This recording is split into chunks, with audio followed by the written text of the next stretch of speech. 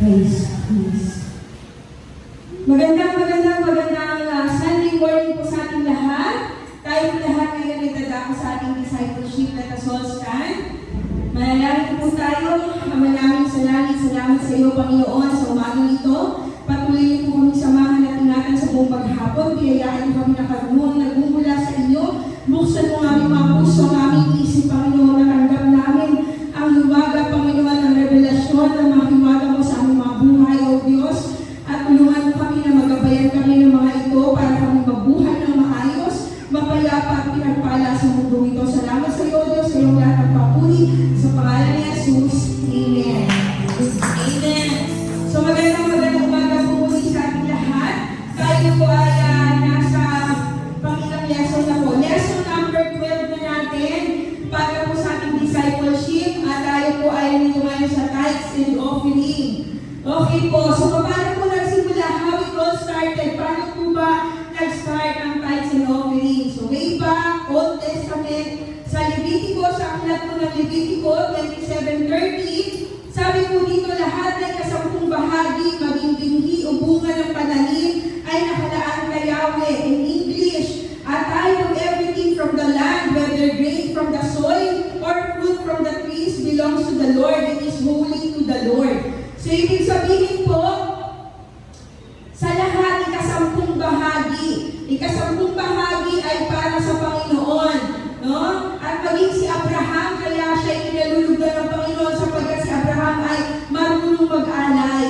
No? Marunong kumilala sa Panginoon. Sapagkat ang tithes po ay para sa Diyos. No? At ang mga tao na kumikilala sa Panginoon, sila po ay nagbibigay ng kanilang maghahandog. No? May tithing. Kahit sa ating panahon, ang unang-unang araw ng ating isang linggo, inilalaan po natin yan sa Panginoon. Sapagkat may bahagi siya sa lahat ng bagay sa ating buhay. Maging sa ating panahon, time, talent, treasure, ang Panginoon ay palaging may porsyento doon. At 10%, sabi nga, yung unang ani ay binibigay sa Kanya. So, sa ating pong buhay, kaya tayo sa isang buong linggo po, no, nagsisimula ang Sunday, inilalaan natin ang araw ng linggo para sa pagpapuri, pagpapasalamat sa ating Panginoon. Tayo ay naglilingkod sa Kanya, umaawi tayo sa Kanya, inaalala natin ang Diyos sa araw ng linggo. At hindi lamang po sa ating panahon, maging po sa ating kaperahan. So, ano pala yun, ano? Kasama pala yun. So, kasama po sa lahat ng ating tinatamasa, time, ang panahon, merong bahagi ang Panginoon, kaya tayo ay narito sapagkat tumutupad tayo. Nung po bilang mga mananampalataya ng Diyos, tinutupad po natin na may bahagi ang Diyos sa ating panahon. Kaya ang araw na ito ay pinagkakaloob natin sa Diyos upang tayo magpasalamat at sumamba sa Kanya. At bukod sa panahon, meron din tayong treasure, no? At babago yung treasure yung talent. So yung kanina, no, tayo po ay naglalaan ng ating mga talento, may mga tumutugtog, may kumakanta, may sumasayaw sa Panginoon. At syempre kapag inihahandog natin sa Lord ang isang bagay, dapat palaging the best. Amen? Kaya po sa ating paghandog sa Panginoon, talagang paghusayan natin, pagbutihan po natin yung ating pong pagsiservisyo sa Panginoon sapagkat tayo ay naglilingkod sa Diyos sa mga Diyos at hari ng mga hari. Malamang kung si President Bongbong Marcos ang nagpunta dito, no? Talagang gagalingan natin yung bawat pagtipa natin, yung pagpalo ng drums, yung pagpapiano, pagkanta, pagsasayaw, talagang gagalingan talaga natin yung ating pag-perform. Bakit? Kasi nandiyan yung Presidente ng Pilipinas, no? Kahit sino pa yan, pag alam mo Presidente ng Pilipinas, gagalingan mo talaga, and how much more kung ang ating paglilingkod ay binibigay natin sa Panginoon. Mas dapat higit na mas magaling yung ating ibigay na performance o yung pagganap natin sa ating mga trabaho bilang tayo po ay parte ng isang ministry. Kung ikaw ay nasa worship, kung ikaw ay nasa dance, so gagalingan natin kung ano man yung ministry ibibigay ng Panginoon sa atin, yung talento na meron tayo na ating ipinagkaloob sa Panginoon. Dapat po laging the best yung ating ibibigay kay Lord. Amen? At syempre yung ating treasure. Kasama po yan, no? Sa lahat ng mga pinagkaloob kalooban ng Diyos, meron ding bahagi ang Panginoon sa ating mga kasalapian, no, kaperahan. 10% goes to God. At sa mga tao naman na nagbibigay ng 10%, may pangako naman ng Panginoon. Amen? Sa lahat ng mga Pilipino na nagtatax, no, mga taxpayers, no, meron din pong responsibilidad ang gobyerno ng Pilipinas sa lahat ng mga taong tapat din na nagbibigay naman ng kanilang buwis. So, ganun din sa pamahalaan ng Diyos, sa paghahari sa kaharian ng Panginoon, ganun din po tayo. Meron din po tayo, mga sabi nga sa Bible, sabi ng Panginoong Jesus, give to Caesar what is due to Caesar and give to God what is due to God.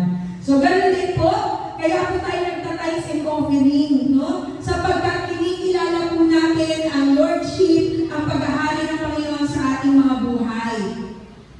At ano po ba yung offering? Kasi sinabi natin kanina, tithes, no? Sa lesson 12, tithes and offering, ano ba yung pinagkaiba ng tithes and offering? Yung tithes po, galing po yan sa 10, no? Tithes, 10 of whatever, no? Yung portion, ika-10 portion. Sabi natin, 10 tithes. So, galing po yan sa 10. So, ibig sabihin, ika-10 bahagi. So, yan po ay may panukat, ika-10 bahagi yung tithes. Whereas, yung offering po, wala po siyang sukatan.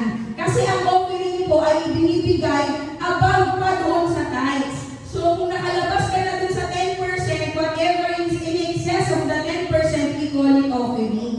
No? Nag-offer ka lang kapag natapos mo yung tithes. Kasi yung tithes, ito po ay isang obligation. Yung offering naman po, ito po is out of generosity. So kung talagang ang iyong puso ay nagadala na magbigay sa Panginoon at ikaw ay talagang nag-uumakaw sa pagpapasalamat sa Lord, then you do offering. Ibig sabihin, nakawala ka na sa tithes and more than the tithes na ang ibinibigay mo, nag-offer ka na sa Panginoon. So yung tithes is an obligation, especially doon po sa during the time of Israel, Old Testament, meron po talagang tithing. No? Meron talagang percentage ang Panginoon. Sabi nga ng Leviticus 27:30, ang lahat ng ika-10 bahagi, maging binhi o bunga ng pananim, ay nakalaan kay Yahweh. And it is holy. No? Yung ika-10 bahagi ng lahat na meron tayo, whether time, treasure, talent, lahat po yan ay pag-aari ng Panginoon. Yan ay obligasyon natin sa Kanya. At whatever is over pa doon sa tithes, yun po yung offering. Hindi ka pa nakakapag-offer kung hindi ka pa nakakatapos ng tithes.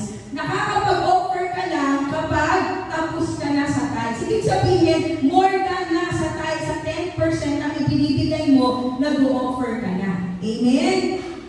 Voluntarily given outside of the tithes, yan po yung ating offering. So, sa New Testament, sa 2 Corinthians 9:7, ang sabi po dito, ang bawat isa ay dapat magbigay ayon sa sariling pasya, maluwag sa loob at hindi napipilitan lamang sapagkat iniibig ng Diyos ang kusang nagbibigay ng may kahalagahan. So, ngayon po, sa New Testament, nililinaw po, no, kung sa Old Testament, meron tayong 10%, dito na sa New Testament, during the time of Jesus Christ, no? Ang sinasabi niya dito is wala na siyang exact na halaga. Sapagkat ang tinitingnan ng Panginoon ay kung ano po yung laman ng ating puso habang tayo ay nagbibigay. Remember, meron pong account sa Bible, meron po isang biyudang babae na naglanggap ng kusing lang doon po sa busluan. At tumutunog yung busluan paglapag niya kasi nga po mga sentimo lang yung mga barya, nahihiya pa siya. Tapos alam niyo ba ang sinabi ng Panginoong Jesus? Alam niyo ba kung sino ang may pinakamalaking ibinuslog diyan sa busluan ng Panginoon? Walang iba kung hindi yung babaeng balo na yun. Bakit? Sapagkat yun lamang ang kakayahan niya. Yun na yung pinakameron siya pero ibinigay niya pa. So ang Panginoon, ang kinalulugod ng Panginoon ay ang ating pagsunod sa Kanya. Sabi nga ng Lord, no? Obedience is better than sacrifice. So yung pagsunod ay talagang tinitingnan ng Panginoon sa ating mga puso. No? Kaya yung iba minsan nagsasabi sila na, ano ba yan, pera-pera naman? No, hindi po ito pera-pera, ito po ay pagsunod natin sa Panginoon. At ang Diyos noon, ngayon, kailanman, at sa habang panahon, pareho pa rin po siya, hindi siya nagbabago. Kung tayo ay marunong na kumilala sa batas dito sa lupa, give to Caesar what is due to Caesar, ganun din po sa batas ng Panginoon. Kumikilala po tayo sa Kanya. Kaya yung mga taong totoong nakakakilala sa Diyos, alam nila ang halaga ng pagtatights, marunong mag-tithes ang totoong kumikilala sa Panginoon. Bakit? Sapagkat kinikilala niya ang pagiging Diyos ni Kristo. Ganun din kapag nandito tayo sa Pilipinas, kung tayo ay Pilipino at nagpapasakop tayo sa gobyerno ng Pilipinas, tayo ay kumikilala sa batas ng ating Pangulo, tayo rin po ay nagbabayad ng ating buwis. Ganun din sa Panginoon. No? Meron tayong pagkilala sa ating Diyos, kaya tayo lahat, no?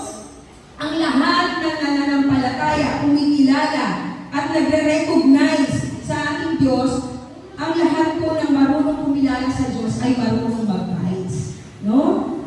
Kaya, ang pagsasabi natin tayo ay Kristiyano at ang pagtatithing ay palaging magkasama. It is not by our words, but by our deeds. Tayo tinitingnan ng Panginoon. Obedience is better than sacrifice. Ang ating pagsunod sa Panginoon ay higit na mahalaga kaysa sa anumang sakripisyo. Amen?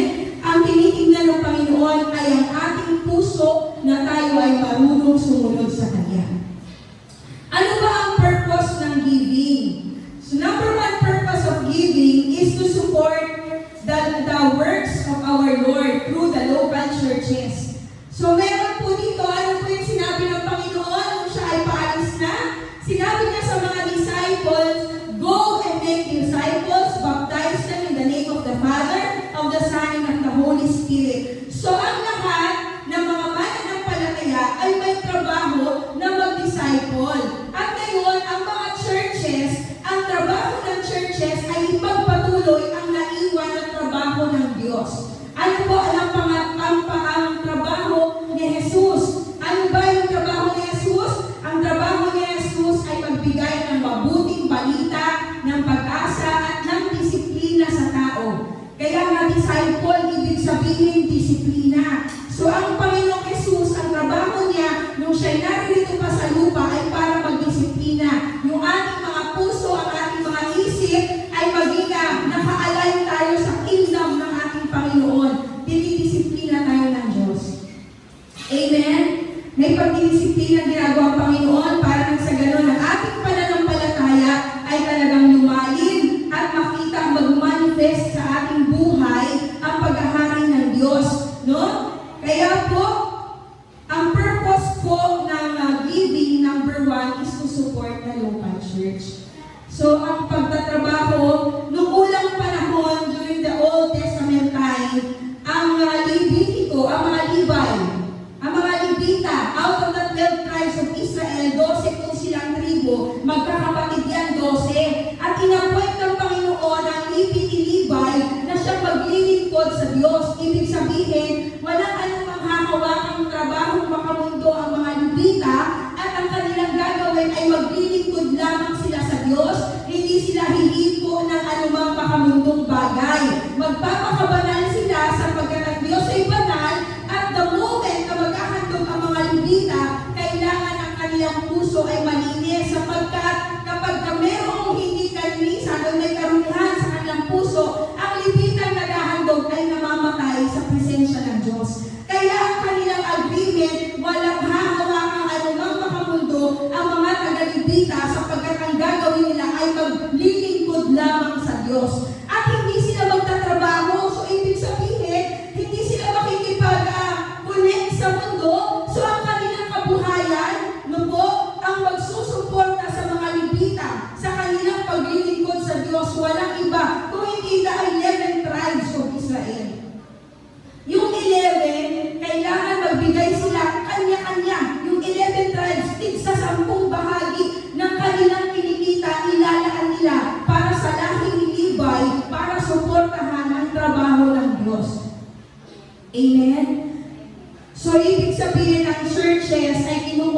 misyon ng Panginoon upang gampanan ang trabaho ng mga Levita. So ang mga nasa church ay mga Levita na naglilingkod sa Diyos. No? Itong mga tao na ito, sila po ay lumuluha sa Panginoon, nananalangin, sila po ang gumagawa ng mga trabaho ng mga espiritual, no? Para tayo na mga nasa mundo, no po, tayo ay nakukubera ng prayer. Tayo po ay nasasamahan sa espiritual, no? Ito po ang trabaho ng mga Levita. Kasi ang trabaho nila ay kumonekta sa Diyos. At kung walang susuporta sa trabaho ng mga Levita, no po, paano sila mabubuhay at paano magpapatuloy ang gawain ng Panginoon. Kaya, ang bawat Kristiyano, ang sino mang tumanggap sa Panginoong Jesus, tayo ay nagiging lipi na ni Abraham. At ang lipi ni Abraham, we belong to the 12 tribes of Israel. Nagiging kabahagi na tayo ng anak ng Diyos at may mga responsibilidad na tayo bilang tumanggap na tayo ng pakikipag-isa kay Kristo. Ano yun? Maging kabahagi tayo sa pananatili at magpapanatuloy ng gawain ng Panginoon dito sa lupa. Hindi po pwedeng matigil ang gawain ng Panginoon, ang pagbabahagi ng kanyang salita, ang pagsasaayos ng mabuhay ng mga tao sa pamamagitan ng liwanag ng salita ng Diyos na ibinibigay, no? Ibinababa sa church. Alam nyo, sa church na naman pinag-uusapan kadalasan ng Word of God eh. Pag lumabas ka sa simbahan, hindi mo maririnig madalas ang Word of God. Amen? Sa church, naririnig natin ang salita ng Diyos. At dahil dito, ang ating pananampalataya ay lumalalim at naaayos ang ating mga puso. Ito ang trabaho ng Panginoon during that time na nandito siya sa lupa. At hindi porket wala ng Panginoon, wala nang magtatrabaho nun. Kaya nandito yung mga simbahan para magpanatili ng salita ng Diyos upang ang salita ng Diyos ay hindi kailanman malilimot. Amen? Kaya dapat yung pananampalataya ay pinapasa natin upang lahat ng tao ay manampalataya sa Kanya. Sapagkat apart from God, we are nothing. Amen? Kaya nga po anumang bagay na ating pong tinatamasa, tinatangkilik sa mga panahon na ito, ang lahat po ng ito ay galing sa Panginoon. No? Naalala ko, merong kwento, no? Hindi ko maalala kung sinong pastor yung kwento noon. Yung bata, gustong-gusto niya ng French fries. Bata. Siyempre, dahil mahal siya ng tatay niya, binilihan siya ngayon ng French fries. Yung bata, enjoy na enjoy sa French fries. Sabi ng tatay, napahingi naman, ayoko nga. Tutik na yung tatay yung pinanggalingan ng French fries. Pero ayaw bigyan. No? Tayo dapat hindi tayo ganun, marunong tayong magpasalamat sa Panginoon. Amen? Ang taong marunong magpasalamat ay nagbabalik ng pagpapasalamat sa Panginoon. Ang sino mang hindi marunong magbalik ay pinipigilan niya ang pagbalik ng cycle. Kasi walang katapusan yan eh. Magbabalik ka, makakatanggap ka, magbabalik ka. And the moment na pigilan mo na, ihinto mo na yung cycle, hindi na rin yung babalik sa iyo. Amen? Kaya ang ating paghinga, katulad yan ng pagbibigay natin sa Panginoon. Hindi tayo puro inhale ng inhale. Hindi pwedeng lagi ka na mag-inhale. Kailangan mo rin mag-exhale para mabuhay ka. Kasama, no, sa circle of life, ang pag-exhale. Walang taong tanggap lang siya ng tanggap. Bakit? Mamamatay din yung taong laging nag-inhale at hindi marunong mag-exhale. Tayo, tumatanggap tayo ng kabutihan ng Panginoon. Dapat marunong tayong magbalik sa Diyos. Sa lahat ng tumanggap, hindi ba 10 ang mga pinagaling? Bakit isa na lang ang bumalik? At yung isa na yun, dahil marunong magpasalamat sa Panginoon, naging ganap ang kagalingan na. Sa ating buhay, pag meron tayong tinanggap sa Panginoon, naging masaya tayo. Huwag natin kalimutan ang pinanggalingan ng kagalakan natin. Whether yan ay talento, yan ay panahon na ibinigay ng Panginoon sa atin, dinugtungan ang buhay natin, pinagpala tayo ng Panginoon, binigayan tayo ng talento, huwag natin kalimutan yung nagbigay. Amen? Dahil kung hindi dahil sa nagbigay, wala na naman tayo. Amen? Hindi dapat natin itong ipagkait sa Kanya. Dahil pwede naman niya rin, hindi na rin tayo bigyan.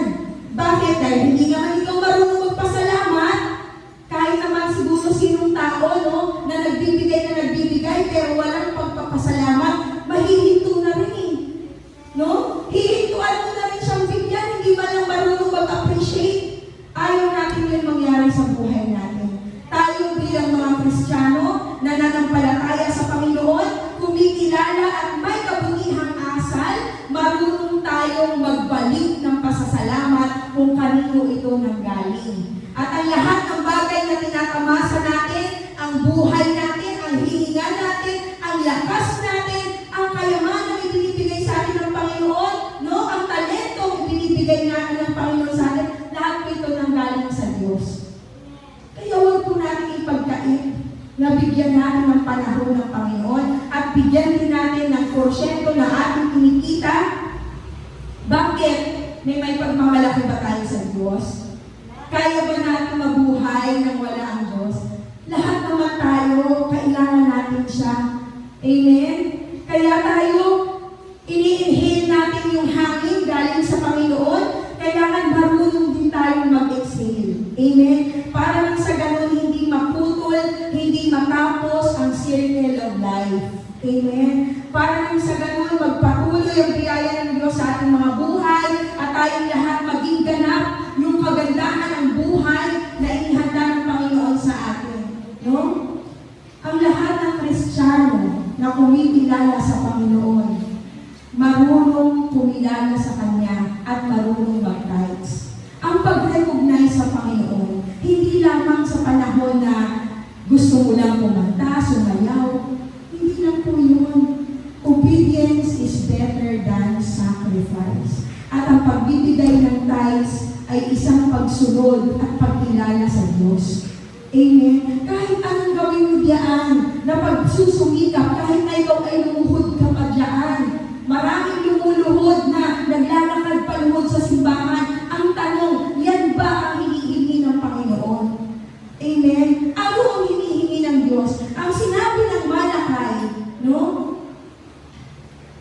Sabi ng Panginoon, huwag siyang susubukin sa anumang bagay, pero sa isang bagay, sabi niya, subukin niyo ako sa bagay na ito. Kung hindi ko buksan ang lahat ng durungawan ng kalangitan at ibuhos ko sa inyo ang pagpapalang walang sukat kalagyan. Sa lahat ng mga totoong naglilingkod, kumikilala sa Diyos, marunong tayong sumunod sa Kanya.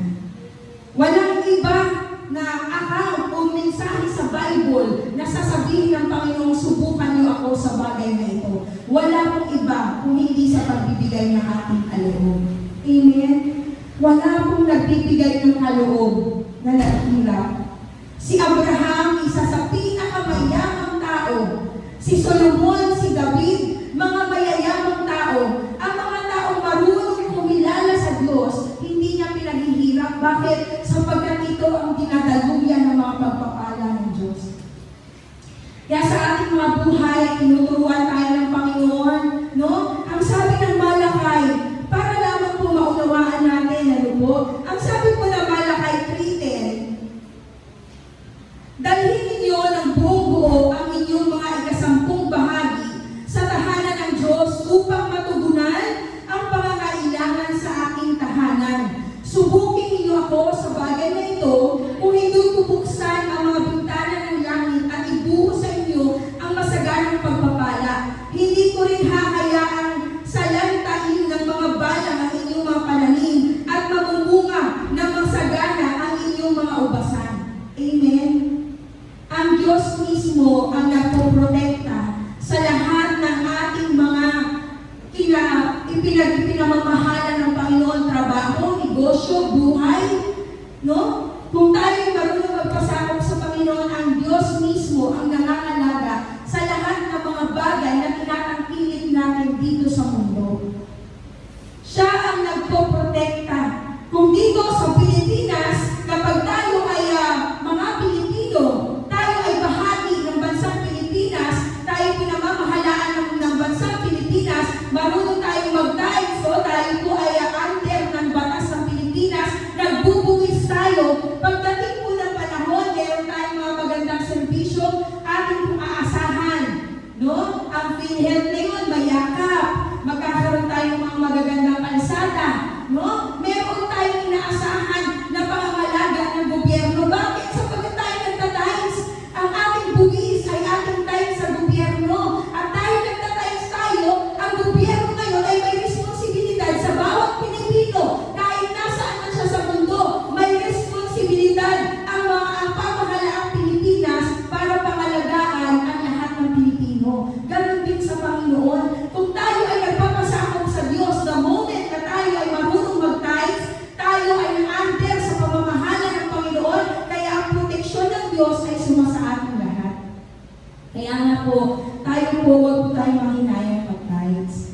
protection po natin lahat ang pagtatides. Amen. Ang wisdom ni Lord ay binibigay niya sa ating lahat.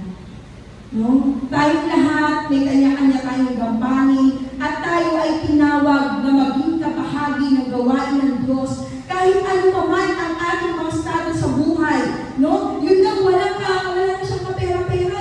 Hindi nga siya pinigilan ng Diyos na magbigay. Yung babaeng balo, hindi pinigilan ng Panginoon, ikinaganak pa ng Diyos. Bakit? Sapagkat marunong kumilala ang babae na yun ng paghahari ng Diyos. So sa ating mga buhay, walang estado ng buhay natin, lagi natin iisipin, hindi nakatingin ang Diyos sa halagang ibinibigay natin, kung hindi sa quality ng puso, yung pagsunod natin sa Panginoon. Ba't tayo nagbibigay? Sapagkat sinusunod natin ang batas ng Diyos. So tayo pong lahat ngayon ay tumayo, tayo ay pumanalangin. Ama namin sa langit, salamat po sa iyong karunungan ay pinagkakaloob mo sa bawat isa sa amin. Tulungan mo kami maunawaan, Ama, na ang aming pagkakaloob sa gawain mo ay hindi kawalan sa amin, kung hindi ito ay proteksyon namin, Panginoon, laban sa anumang masama na nasa paligid namin, O God. Lord, tulungan mo po ang bawat isa sa amin na maging tapat, Panginoon, at kami lahat ay maging masunurin sa iyong mga salita. At Lord, maintindihan namin hindi ang pagsasakripisyo namin, kung hindi ang pagsunod namin ang